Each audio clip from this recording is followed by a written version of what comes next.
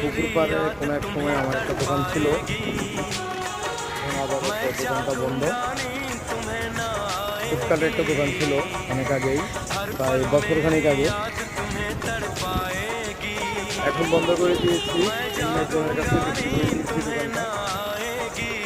খুব ভালো কাস্টমার হতো এখানে, কিন্তু এখন বর্তমান যে আমার থেকে দোকানটা নিয়েছে সে ঠিক মতন দোকানদারি না করার কারণে এখানে কাস্টমার নষ্ট হয়ে গেছে।